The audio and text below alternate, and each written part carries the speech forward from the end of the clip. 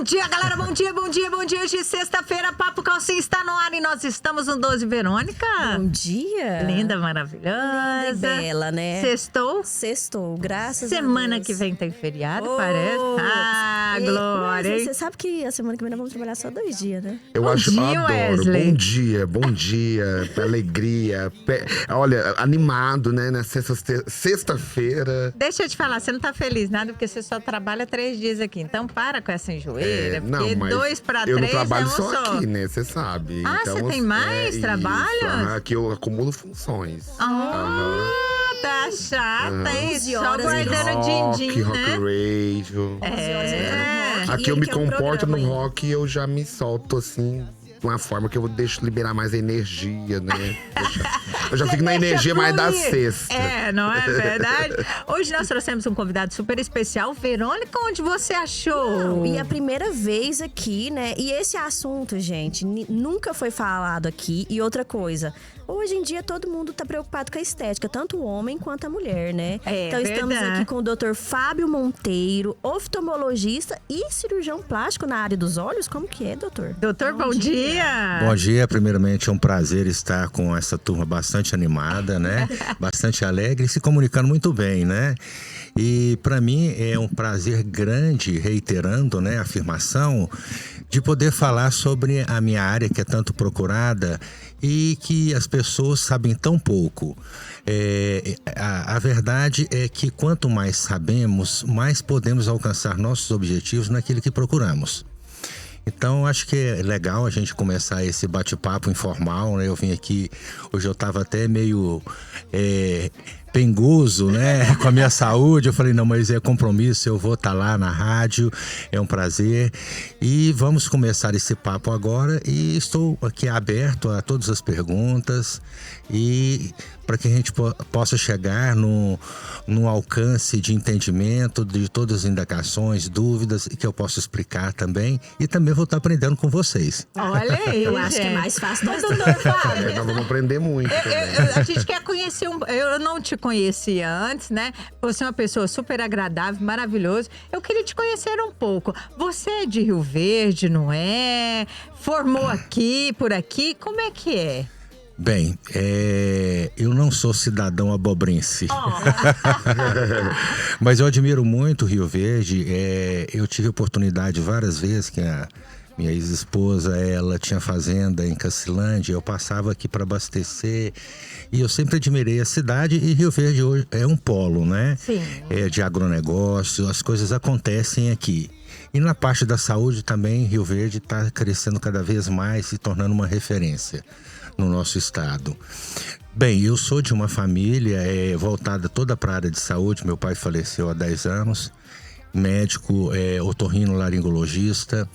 Meus primos também médicos, meus irmãos, eu tenho um irmão cardiologista em Goiânia, Josué Monteiro, formado em Goiânia, especializou, hoje ele tem uma clínica de cardiologia no setor sul. Minha irmã Priscila Monteiro.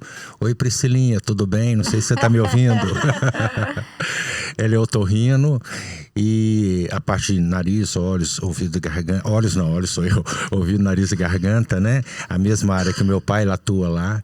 E assim, e também eu determinei a partir de um determinado período da minha vida que eu queria me estabelecer aqui na região do sudoeste goiano, por questões familiares e por questões até pessoais, né? Eu só não vou estender porque senão fica um tema muito longo, né?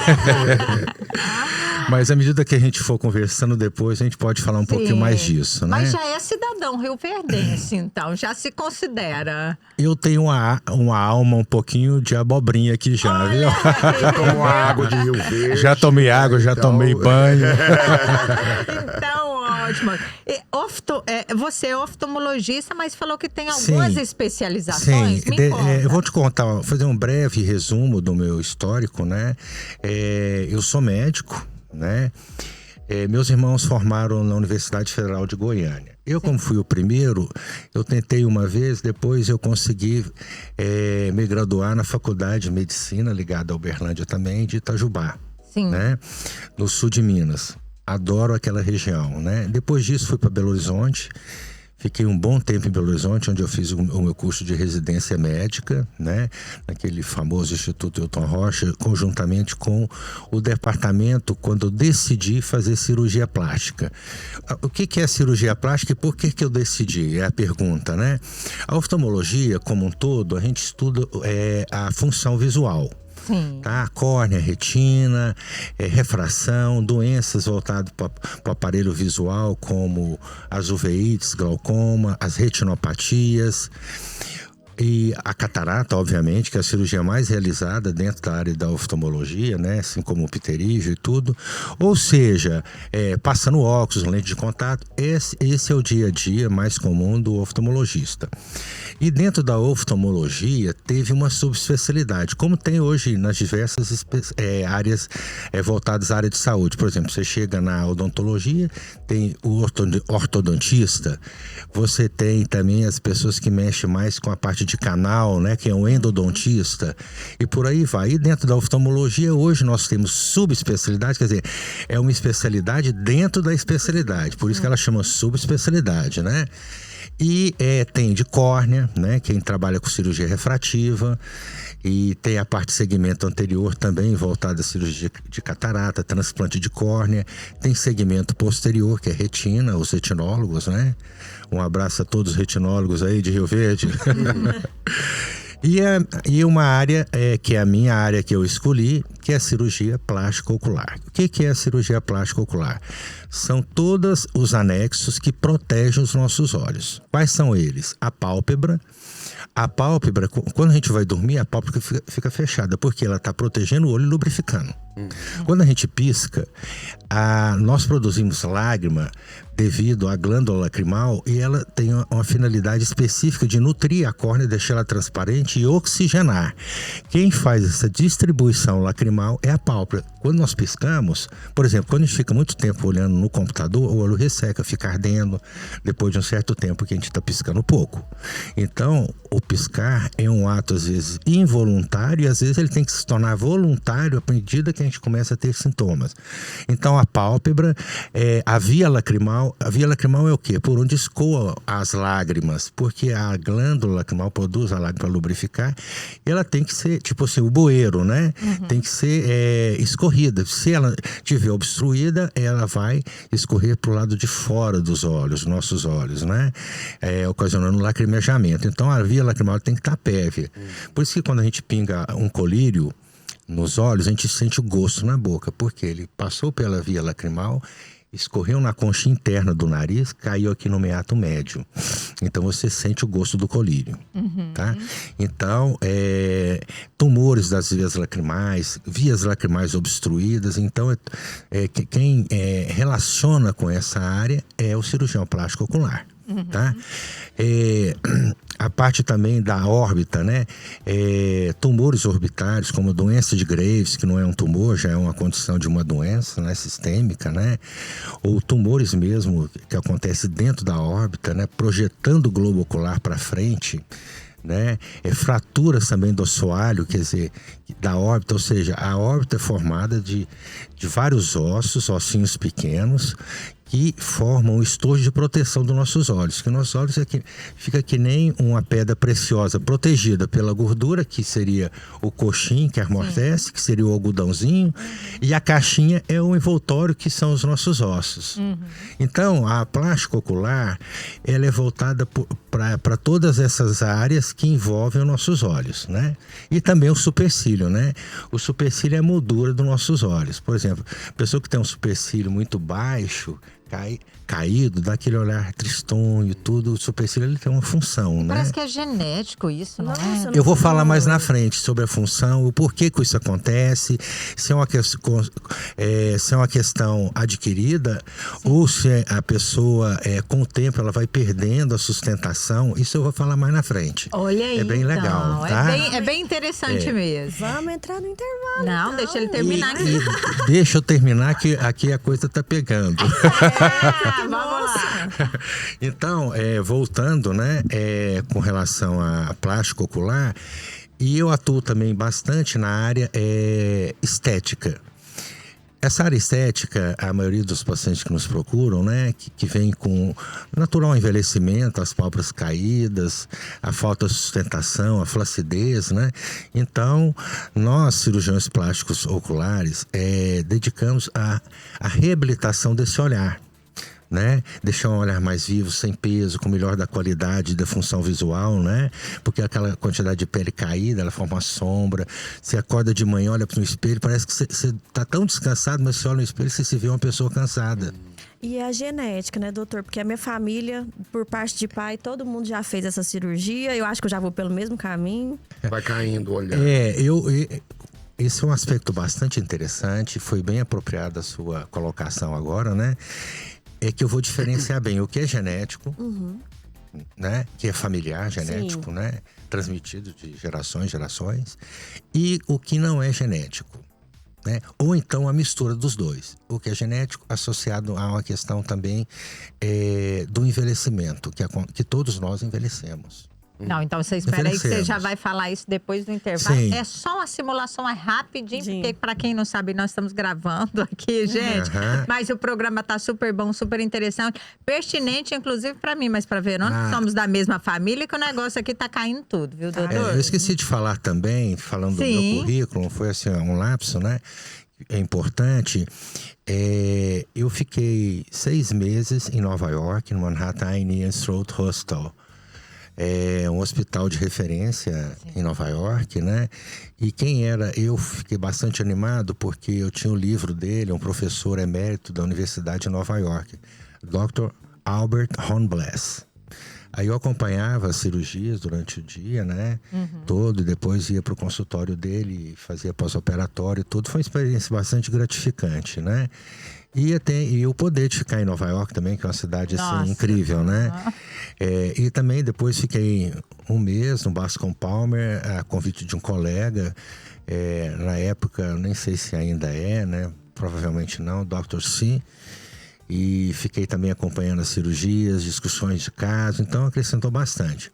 E depois desse tempo todo, eu fiquei como responsável na Universidade Federal de Goiás, que hoje é o CEROF, pelo Departamento de Cirurgia Plástico-Ocular, durante 11 anos. Olha aí, que currículo. Eu fiquei 11 anos no departamento, como responsável pelo departamento. Depois o Dr. Roberto Murilo, hoje é professor emérito lá, um colega excelente, livro publicado, realmente é uma referência, né? Mas assim, tipo assim, foi um período longo da minha história, né, de vida que ainda continua, né? Sim. Dedicado a essa área que eu tanto sou apaixonado, que é a parte de plástico ocular. E quando a gente faz com amor é diferente, não é verdade? Sim. Aquilo que você faz ali, né? Ainda mais você, né? Que gosta do que faz. Gosto. E ainda acrescentou outra área que ainda gosta, não é verdade? Isso é maravilhoso. Você atende Rio Verde há quanto tempo? Tem pouco tempo. Na verdade, tem 2 anos, assim. Eu comecei no hormonal. Sim. Né? Aí, depois eu operando aqui no Hospital Prover, os donos, que são colegas meus, me fizeram um convite para trabalhar com eles. Então hoje você está aqui hoje pertinho da gente. Mas é o seguinte, eu tenho uma história aqui, é bom deixar claro, né? Eu não estou atendendo todos os dias aqui. Sim. Eu atendo segunda e quinta. Os outros dias é dedicado mais a procedimentos. Então com a agenda cheia já, né? Assim, de procedimentos e tudo. E também, às vezes, em Goiânia também, eu realizo procedimento para alguns colegas. Olha. Em Goiânia, né? E tem também, não paro por aí, na cidade de Quirinópolis também, devido à questão familiar e pessoal, eu tenho atendido lá também. Na Clínica Sagrado Coração, onde eu, assim, tenho um carinho enorme por todos lá. Um abraço a todos aí da Sagrado Coração. Doutor, mas você faz o corte, daqui uns dias tá no Goiás inteiro. Aí, olha não, na verdade, eu só tô realmente, assim, dedicando mais para ficar em Rio Verde e aqui em Quirinópolis, porque é uma cidade aqui próxima, pertinho. Também. Agora, esse trânsito para Goiânia, eu amo Goiânia, minha cidade realmente, eu sou apaixonado por Goiânia, mas assim, é muito cansativo ficar na rodovia. Vai e volta, né? Quero concentrar mais Aqui. Na cidade de Rio Verde. Olha aí, gente, ó.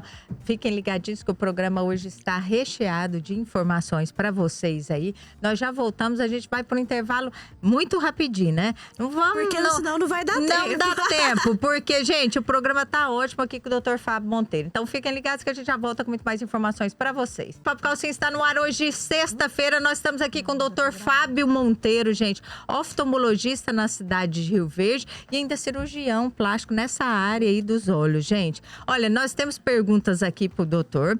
Você vai começar, Verônica? Como é que é? Eu não sei, esse rejuvenescimento no olhar é uma parte muito interessante, principalmente que cabe a nós, né? E eu quero saber o que engloba esse rejuvenescimento do olhar. Porque quando a gente ouve falar nisso, pensa seriamente que é em cirurgia plásticas, né? Aham. Pois bem, vamos lá. Com relação ao rejuvenescimento, que é a pergunta que você me fez. Sabe-se que o procedimento que mais dá juventude ao olhar é a blefaroplastia, tá? Doutor, explica o que é essa blefaroplastia. Ótimo. É até difícil eu nem conseguir falar. É porque trava a língua. Como que é? Tá, então vamos lá. Quando nós envelhecemos, nós estamos envelhecendo a cada momento, né? Existe uma flacidez na região das pálpebras, que é a pele mais fina que nós temos no nosso organismo. Então essa pele, ela perde aquele brilho, né? Ela vai caindo sobre o olhar, muitas vezes vai projetando bolsas que você não tinha, né? Devido à fraqueza do septo orbitário, projetam.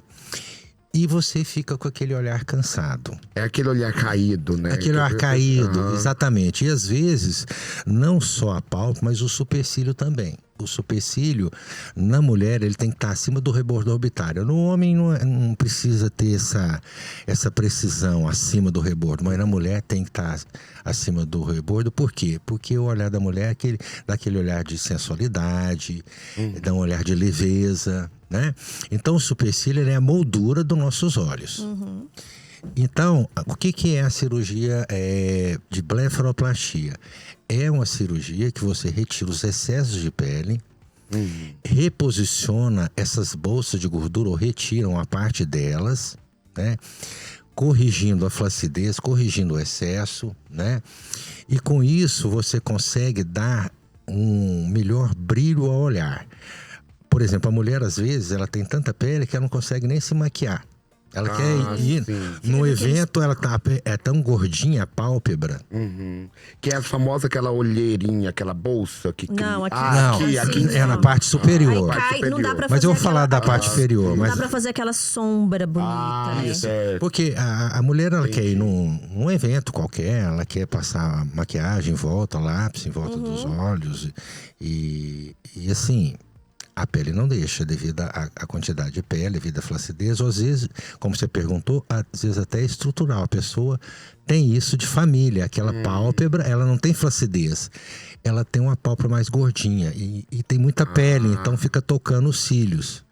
Então a blefaroplastia é uma cirurgia, tem outros tratamentos que o pessoal fala, jetiplasma, mas nenhum oferece um retorno tão satisfatório como a blefaroplastia. Porque ela realmente abre o olhar, ela define a altura da prega palpebral, deixando seus cílios livres, né? E você, com a blefaroplastia, dependendo da técnica que você for fazer, você vai dar mais leveza para essa pálpebra, modificando, dando aquele olhar bastante desperto e bastante coerente com sua fisionomia. Por isso é que é importante a avaliação prévia para o médico, para o especialista já poder fazer uma programação para você. Porque cada cirurgia é uma cirurgia diferente. É específico, cada rosto é diferente. Porque tem pessoas que têm uma órbita mais rasa, mais projetada.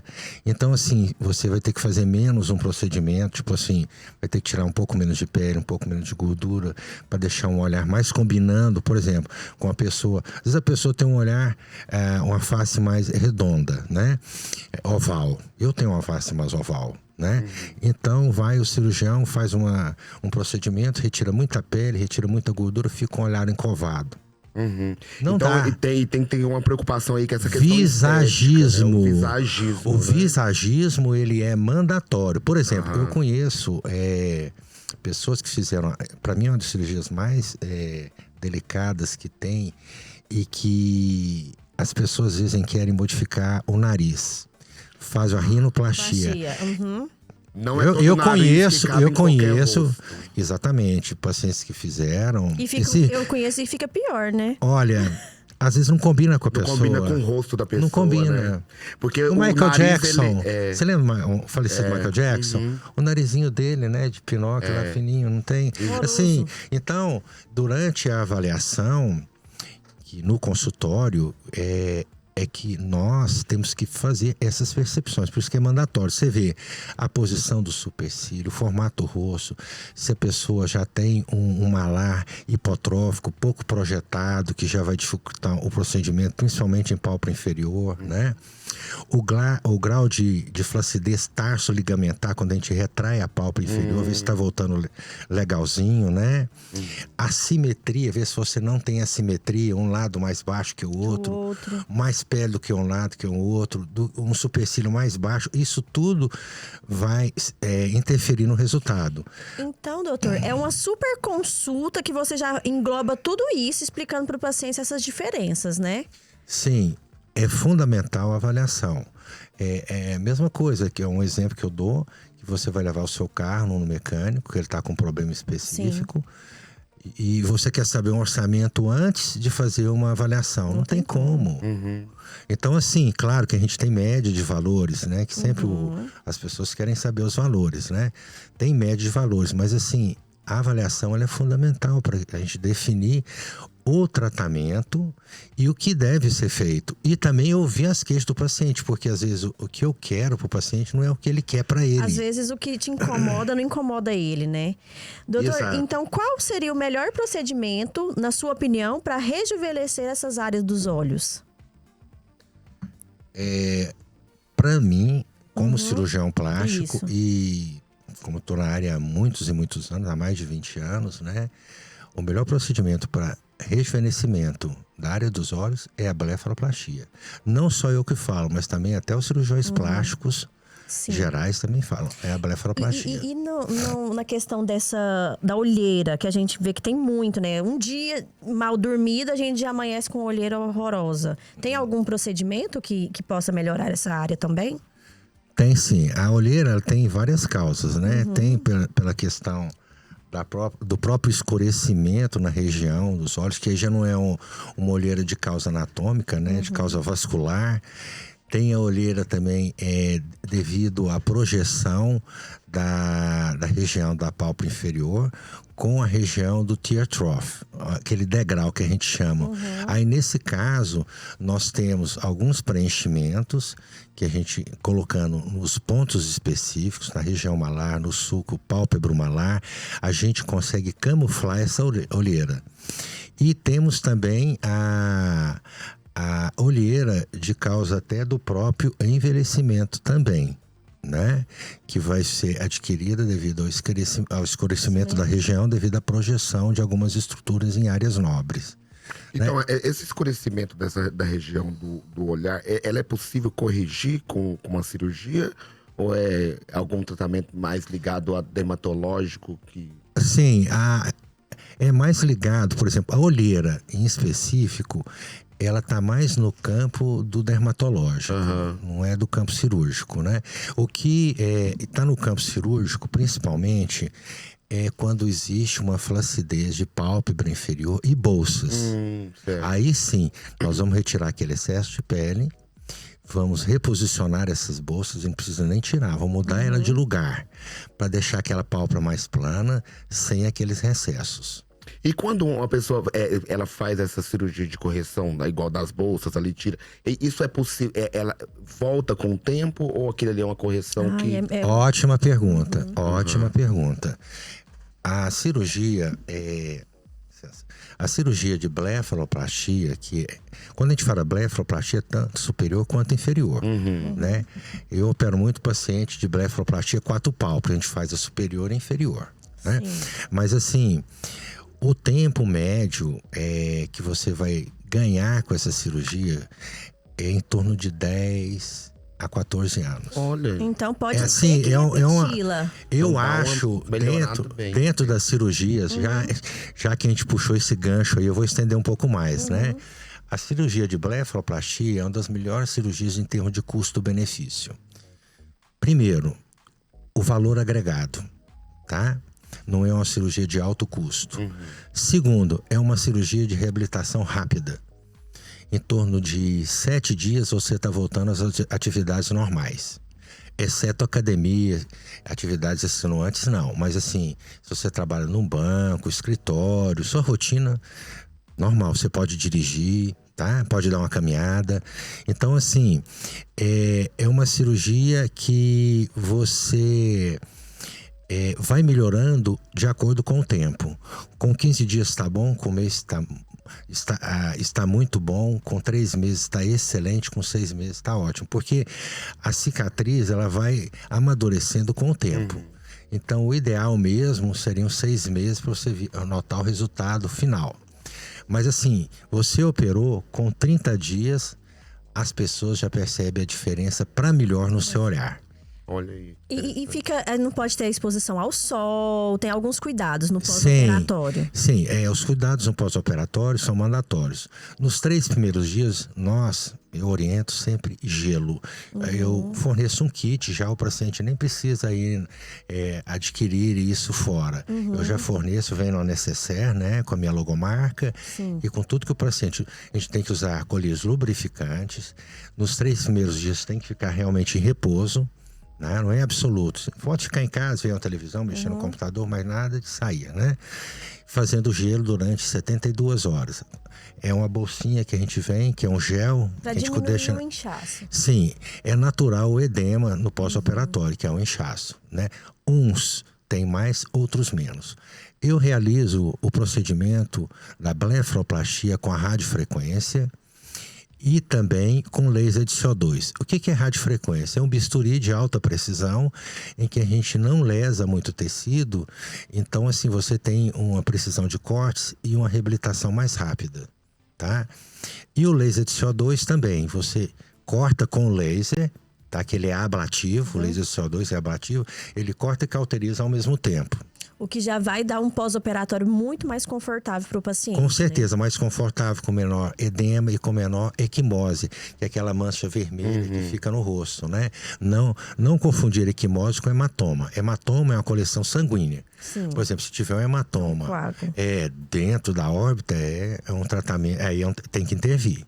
Mas equimose é aquela manchinha roxa, que você pega um vaso, né? Sim. E dá aquele roxo, né? Que vai sumindo. Aí, nesse caso, oriento o paciente a usar hidrogel, né? Fazer uma drenagemzinha linfática, mas nada demais. E se o paciente quiser ter uma reabilitação mais rápida, né? Mas hoje, na blefaroplastia, nós temos vários recursos que nós orientamos o nosso paciente para ele ter um pós-operatório tranquilo. Doutor, mas uma amiga minha fez recentemente a blefaroplastia e ela ficou muito bem. Em 15 dias ela estava ótima. Inclusive não tinha nem, assim, muita gente acredita que fica aqui muito roxo, né?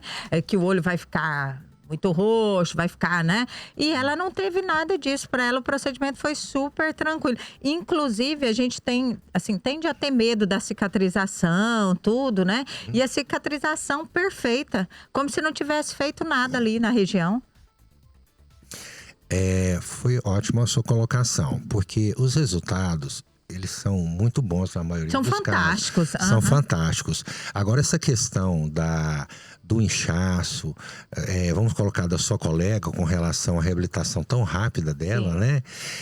Isso se deve também, tem características hereditárias, tem pessoas que realmente têm uma cicatrização mais rápida, incham menos e também da técnica usada. Quando nós utilizamos a radiofrequência e o laser de CO2, realmente a recuperação é mais rápida, porque o trauma é menor. O trauma é menor. Mas, então assim, o CO2 ele é essencial. Não é essencial, mas ele é uma tecnologia que veio para agregar. Fizeram um estudo comparativo, por exemplo, entre uma blefaroplastia em 6 meses, né, entre o laser de CO2 e a blefaroplastia tradicional, o resultado não deu diferença. É em mesmo? 6 meses. Aham. Mas a gente sabe que o laser de CO2, você fazendo ele, a recuperação ela se torna-se mais rápida pela questão, como eu falei, do edema, pela questão da equimose. Mas isso é uma coisa muito variável, varia muito de pessoa para pessoa. Estou falando assim, a maioria. Eu vejo como a grande vantagem do laser de CO2, porque o aparelho de laser de CO2 ele tem 2 ponteiras. Uma ponteira cirúrgica, tá? Que é uma luz colimada, e a ponteira fracionada, que a gente pode usar para tratar a pele. É no caso então, da luz terapêutica, então, essa luz fracionada? Não, né, não era luz, ele queima mesmo. Laser de CO2 ele queima, ele é ablativo. Qualquer processo, para você ter um resultado bom, ele tem que ser ablativo. Ele tem que destruir o novo, aliás, tem que destruir o velho para surgir o novo. Você pega hoje o peeling de fenol, o que ele faz? Ele faz isso. Nossa. Ele destrói. É claro, o de fenol é mais profundo, mas você tem hoje o fenol médio também, que tem uma ação terapêutica muito boa, né? Outras terapias. Mas vamos voltar para o laser de CO2 para a gente não fugir muito do assunto. O laser de CO2, ele quando ele é de uma forma ablativa, ele é fracionado. A gente fala de laser fracionado. Então você faz a cirurgia de blefaroplastia laser ou com radiofrequência e depois no final você faz o laser de CO2 fracionado. Então a paciente, além dela ganhar uma identidade visual, né, melhorar, vai retirar as bolsas dela, o excesso de pele, e vai sair com a pele excelente. É claro que tem que dar o tempo para reabilitar a pele. Então de uma semana, 10 dias, ela vai estar com outra pele. Uma outra roupagem, né? Então, se você fizer, Wesley, você não pode vir não, por causa dessa luz. É verdade. Já tem que tomar cuidado. Mas me fala, doutor, como que é a questão... a anestesia, ela é uma anestesia local ali? Já faz a pessoa para fazer... É feito em consultório, tem que ser feito num centro cirúrgico. Ó, o procedimento de blefaroplastia depende muito do paciente. Por exemplo, eu atendi no meu consultório, isso é muito frequente, né? Paciente que é diabético, hipertenso, e está indicado fazer a blefaroplastia das 4 pálpebras. Tem que ser feito no centro cirúrgico. E tem que ser feito com anestesista. Com anestesista. Sim. É um Então, caso os específico, pacientes de É caso risco... específico. Eu vou selecionar para vocês os grupos, né? Então, grupo de risco. Paciente diabético, hipertenso, mesmo que ele seja controlado, tem que ter um anestesista para fazer as 4 pálpebras. Mas vamos supor, um paciente diabético, hipertenso, e só vai fazer a blefaroplastia superior, tá? Eu posso fazer sem a presença do anestesista, ele está controladinho, com anestesia local no centro cirúrgico. Se tiver alguma intercorrência, porque o paciente tem que estar monitorado do ponto de vista do eletrocardiograma. Numa sala, se ele tiver qualquer problema, eu graças a Deus nunca tive, mas assim, não é porque eu nunca tive, não quer dizer que eu não vou ter. Isso pode acontecer. Né? Então, assim, tem que ter monitoramento, tem que ter as condições. Se o paciente às vezes tiver um processo alérgico também, você tem condições de acudir o paciente, né? Então, assim, para segurança, ambulatório, vamos lá, quem pode ser submetido a uma cirurgia ambulatorial? Paciente rígido, de 20 até 40 e poucos anos, tranquilo, que vai fazer um procedimento que não é tão invasivo, vamos supor, um levantamento de supercílio, eu faço ambulatorial, ou uma blefaroplastia mais tranquila, paciente sem histórico de alergia, já passou por procedimento, nunca teve nenhuma intercorrência, né? Então, assim, pode ser feito a nível ambulatorial. Hoje se faz muito a nível ambulatorial, sim, né? Mas tem que se colocar na mesa para não colocar em risco o paciente já que é um procedimento estético. Sim. Não é um procedimento de urgência. Mas eu vou entrar no intervalo e quero te fazer uma pergunta já a respeito disso. Galera, fiquem ligadinhos aí. Nós estamos aqui com o Dr. Fábio Monteiro, oftalmologista na cidade de Rio Verde aí. Maravilhoso, com um papo maravilhoso aqui no Papo Calcinha. Fiquem ligados que a gente já volta com muito mais informações para vocês. De volta, galera. Papo Calcinha está no ar. Nós estamos aqui com o Dr. Fábio Monteiro, né, Verônica? Nossa, papo super assim, interessante para minha família inteira. Não, a minha avó tava louca atrás de alguém. Me perguntou. Ninguém foi lá no Papo Calcinha, não? Agora eu já vou pegar o contato tá, já vou passar pra minha tia, que Sua leva avó, ela. minha mãe, meu Isso, pai, então, todos eu. eles. Nós Nós todos seremos pacientes aqui do Dr. Fábio Monteiro. Olha, gente, nós estamos falando aqui um pouco sobre a blefaroplastia. Um assunto super interessante que o Dr. Fábio trouxe aqui pra gente. E minha pergunta de agora, doutor, é o seguinte: além dos motivos estéticos, quais as indicações médicas para blefaroplastia? Ótima pergunta. Isto é uma coisa que é recorrente a nível do consultório, porque muitos pacientes querem fazer a blefaroplastia e perguntam, doutor, o convênio cobre o procedimento? E a resposta é o seguinte: o convênio, ele realmente cobre aquele procedimento de blefaroplastia quando ele está causando algum prejuízo da função visual, que não seja estético. Um exemplo: paciente de 58 anos, eu estou dando um exemplo da minha cabeça, tá? 58 com muito excesso de pele na pálpebra superior e ele está tendo dificuldade na visão lateral. Para estacionar o carro ele tem dificuldade porque aquela pele está causando um peso. Aí ele procura um oftalmologista. O oftalmologista tem que pedir um campo visual para ele para demonstrar que está havendo uma diminuição da visão dele lateral. Aí sim, o médico pede o procedimento dele e ele vai até o convênio, ou então ele passa por uma auditoria e o convênio libera. Só que aí ele, vamos supor, liberou. Aí nesse momento, o médico que irá fazer o procedimento dele, seja oftalmologista, ou seja oftalmologista cirurgião plástico ocular, ele não tem compromisso com a estética, ele tem compromisso apenas para aliviar ele de algo que está lhe incomodando, ou seja, retirar aquele excesso. Sim. Então não tem nada a ver com a cirurgia plástica. Isso eu vou colocar o cirurgião plástico, que tem uma indicação, a mama está pesando muito na mulher, está tendo deformidade da coluna. O que o cirurgião plástico vai fazer? Ele pode retirar o excesso que está causando, Sim. Vai melhorar. Só que ele não tem compromisso de fazer uma cirurgia a parte estética estética no paciente. Entendi. Então, assim, a sua pergunta foi muito bem colocada, porque é muito comum no consultório pessoas que querem uma cirurgia estética pelo convênio. Sim. Então não consegue. O convênio, hoje, ele não libera. Sabe? Doutor, eu quero saber também os riscos associados à blefaroplastia. Tem algum risco ou não? Tem. Tem? Fala Tem. pra mim um pouco sobre isso. Então vamos lá. Uma blefaroplastia superior, em que se retira muita pele na pálpebra superior. O paciente não consegue mais fechar o olho direito. Ele fica com lagoftalmo. O que é o lagoftalmo? O olho entreaberto. E o que vai acontecer? Ele vai ter ressecamento.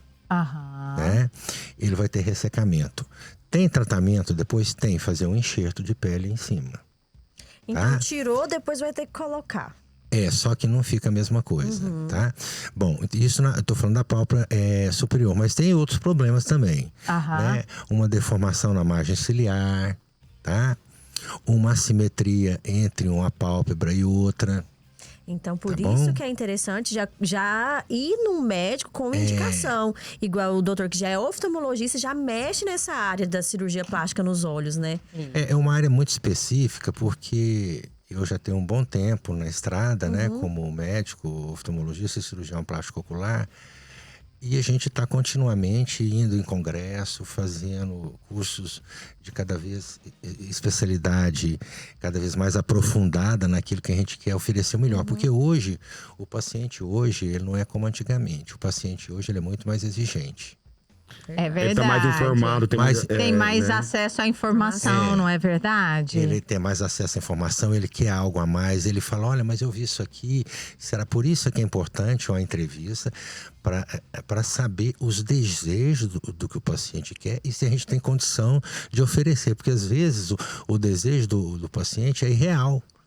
Foge à realidade. Ele acha que fazer uma blefaroplastia é igual ir fazer compra no shopping. Não é. Ele viu ali e falou, não, deu verdade, certo eu no quero João, vai dar essa, né? certo Eu no quero meu. isso. A minha né? colega fez e tá igual. Não é, gente. É um compromisso. Então a gente está mexendo com saúde e com uma área extremamente delicada Que a pálpebra, pessoal, não é só pele, não. A pálpebra tem tendões, tem músculo elevador, tem septo, tem músculo de Miller, tem músculo de Horner, tem ligamento marginal, ligamento retentor. É muita coisa. E vamos lá, continuando dentro da sua explicação. Pálpebra inferior, que é a mais temida de todos os médicos de poder dar complicação, é retração. Ficar com retração. O que é retração? Isso aqui, ó. A pálpebra para baixo. Por que acontece isso? Ou quando retira muita pele. Dessa parte. Ou quando cauteriza demais durante o procedimento cirúrgico foi muito conturbado, a pessoa se perdeu durante o procedimento, começou a cauterizar demais, está sangrando demais. Por exemplo, o paciente está sangrando muito durante o procedimento e cauteriza demais, cauteriza septo, cauteriza muito. Aí o que acontece? Existe uma retração secundária, traumática, no pós-operatório. Né? Mas isso pode acontecer, mas essa retração, às vezes, acontece a pessoa com questão do envelhecimento, ela tem isso, essa retração Não. São coisas... Eu já entendi sua pergunta, desculpa aí. Desculpa. Eu já entendi. Retração é retração mesmo, é de causa... É traumática. Tirou pele demais. Certo. O cirurgião errou a mão, tirou pele demais. Cauterizou demais. Retirou muita gordura e cauterizou demais. Retraiu. Aí os tratamentos são... tem que avaliar, cada caso é um caso, né? Para poder indicar um procedimento que possa corrigir esse problema. Seja um enxerto de pele, seja um soft lift, que a gente vai ter que fazer um descolamento até a área do ligamento retentor orbitário, né? Profundo, trazendo essa pálpebra para cima, aí é mais complicado. Então, assim, a blefaroplastia é uma cirurgia de detalhes. A gente visualiza a formação da prega palpebral, onde vai colocar os pontos direitinho, o que pode retirar, o que não pode, a faixa de músculo que tem que retirar para te dar mais leveza, cauterizar, por exemplo, o septo para ele retrair, para ele evitar aquela projeção, né, da gordura orbitária. Então, todos esses detalhes vão contribuir com o resultado final. Olha, doutor, eu tenho uma última pergunta para te fazer aqui, que nós estamos terminando o tempo. Se é uma solução, a blefaroplastia é uma solução permanente ou não? Pode ser que eu venha a ter que, por exemplo, se é uma condição genética e tal, pode ser que eu tenha que fazer mais de uma vez ou não? Bem, respondendo a sua pergunta, se a blefaroplastia é algo permanente. Não existe nada permanente na vida. Muito menos concordo. A blefaroplastia. Você sabe por quê? Porque nós estamos num processo de envelhecimento. Por exemplo, uma moça faz uma blefaroplastia aos 40 anos. Provavelmente, quando ela tiver 60, ela vai precisar fazer outra. Sim. Por quê? Porque a pele, a tendência é, né? Porque o processo... É a elasticidade da pele que ela tem, né? Por exemplo, tem pessoas aí famosas do mundo, né? Business, etc. Influencer, né? Que faz procedimentos, lift, né? Tal. Sim. E depois de 15 anos ele tem que fazer novamente. Envelheceu. Então, é comum isso. É comum. Aham. É comum. O que não acontece é o seguinte, a pessoa faz aos 40, aí nos 45 tem que fazer de novo. Não, isso não é. Ou então é porque foi feito de maneira inadequada. Sim. Olha aí, nós estamos terminando o programa aqui. Quero agradecer a sua participação. Gente, você é maravilhoso. Eu tenho que agradecer duas vezes, porque eu sei que você não estava bem de saúde. Mesmo assim, você honrou o compromisso e esteve aqui com a gente. Eu gostaria que você voltasse mais vezes, porque levar conteúdo e levar informação para quem está nos ouvindo é maravilhoso. Graças a Deus, o Papo Calcinha tem um alcance muito grande, né? De pessoas, né, ouvindo a gente, de ouvintes. Então, isso é maravilhoso. Te conhecer também foi um prazer. Eu acho que você vai ter muitos clientes a partir de agora, viu? Por exemplo, nós todos aqui. Também a nossa parte. É verdade. Eu quero, antes de finalizar a minha parte aqui, primeiramente agradecer a todos vocês aqui da FM e da forma como eu fui acolhido, sabe? Isso, assim, deixa a gente bastante, principalmente na área da medicina, que as pessoas são carentes de informação. Sim. Né? E eu acho que uma forma seria bastante interessante se depois vocês abrissem um leque de perguntas das pessoas que estão com dúvidas e querem esclarecer, porque às vezes eu tenho um olhar, mas o cliente, a pessoa, tem outro olhar. Aí ela vai perguntar. Aí a gente vai ser um bate-papo mais voltado aos questionamentos e às dúvidas. É E verdade. vai ser mais esclarecedor ainda. Por exemplo, ele fez um questionamento aqui, né?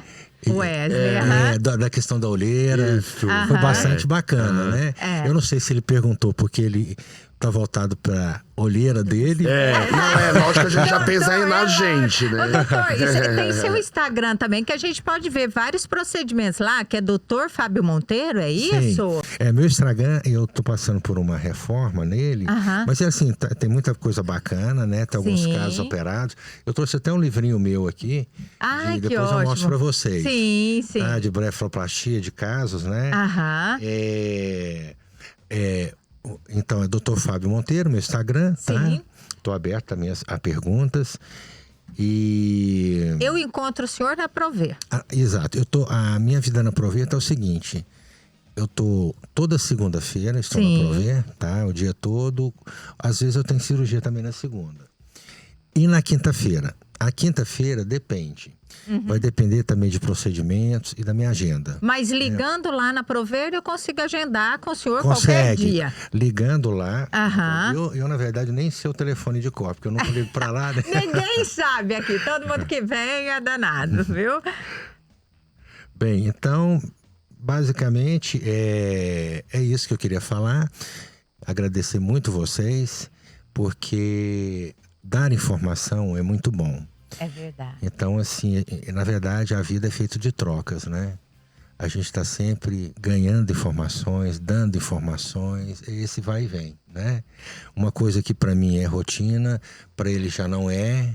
Para os nossos ouvintes que estão ali também não é Exato, verdade? É verdade. Então, é isso. Olha aí, às vezes a gente fica carente de informações, por exemplo, né? Às vezes você não acredita que aqui em Rio Verde tem alguém que faça um tipo de procedimento desse, né? Principalmente procura um em outra oftalmologista. cidade. Procura em outra cidade e a gente sabe que Rio Verde hoje, como você falou, é um polo da medicina, né? Então hoje aqui, graças a Deus, nós temos profissionais médicos aí excelentes Com que certeza. atendem nós em todas as especialidades. Com certeza. Não é mesmo? E assim, quero até aproveitar e falar também. Sim. Eu trabalho lá com o Dr. Ricardo, que me Sim. convidou para estar lá, né? Um que grande é amigo, um grande dono lá querido. Aham. E o Dr. Humberto também, de Goiânia, tá? E que na época eu estava na faculdade, né? Ele passou, eu era responsável pelo departamento, ele passou. Hoje ele é o dono, Olha aí. hoje ele é o dono da Prover. Olha, isso aí. É um retinólogo fez excelente. Amizade, ó. Retinólogo excelente. O Dr. Ricardo também é um nome, né? Da Aham. oftalmologia aqui. E fora isso, tem excelentes profissionais, né? É verdade. A cidade Rio Verde é uma cidade de ponta, né? E está crescendo cada vez mais. É isso aí. Um abraço pro senhor e obrigada, viu? Obrigado, é um prazer, mais uma vez, a essa oportunidade. Olha, gente, um ótima abraço pra vocês e bom sexta-feira. final de semana.